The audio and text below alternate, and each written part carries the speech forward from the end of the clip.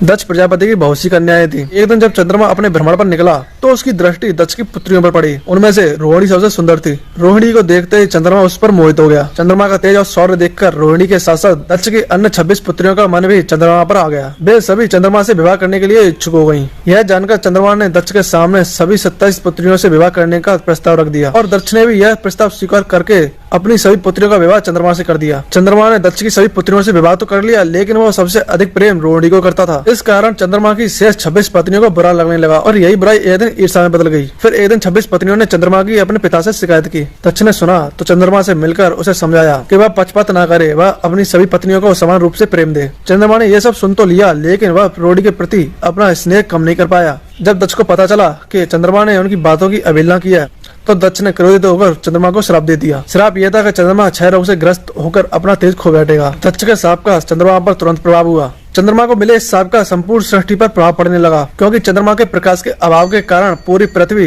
रात्रि के समय अंधकार में डूब गई और काल गणना भी गड़बड़ाने लगी। और जब सृष्टि के नियमों में उथल पुथल हुई तो सभी देवता चंद्रमा को लेकर ब्रह्मा जी के पास पहुंचे और उनसे इस समस्या का उपाय मांगा। ब्रह्मा जी ने कहा कि चंद्रमा को इस श्राप से मुक्ति दिलाने का सामर्थ्य मेरे पास नहीं है, इसका सामर्थ्य सिर्फ भगवान शिव के पास है। इसलिए उन्होंने चंद्रमा को शिवलिंग स्थापित करके उनकी उपासना करने का सुझाव दिया। यह सुनकर चंद्रमा के मन में पुनः स्वस्थ होने की आशा जग गई। उसने पश्चिमी समुद्र के तट पर एक शिवलिंग का निर्माण किया और वहीं बैठकर शिव के नाम का जाप आरंभ किया। काफी समय हो गया। चंद्रमा की कठोर तपस्या को देखकर भगवान शिव ने उसे दर्शन दिए। चंद्रमा ने वरदान में अपना तेज और शौर्य मांग लिया, लेकिन भगवान शिव ने कहा कि मैं दक्ष प्रजापति का शाप तो नहीं खत्म कर सकता, लेकिन मैं इसे कम कर सकता हूँ। तुम पर दक्ष के शाप का असर तो होगा, लेकिन वह स्थायी नहीं होगा। तुम महीने के 15 दिन शाप से मुक्त और 15 दिन शाप से ग्रस्त होगे और इसी से माह के कृष्ण पक्ष और शुक्ल पक्ष बनेंगे। दक्ष से बचने के लिए मैं तुम्हें अपने मस्तक पर धारण करूंगा। चंद्रमा को अपने शीश पर धारण करने के कारण शिव का नाम चंद्रशेखर पड़ा। चंद्रमा का एक नाम सोम भी है, इसलिए जब चंद्रमा ने उस तट पर भगवान शिव की आराधना की थी तो उसे भी पवित्र नाम मिला, जिसे हम आज भी सोमनाथ के नाम से जानते हैं।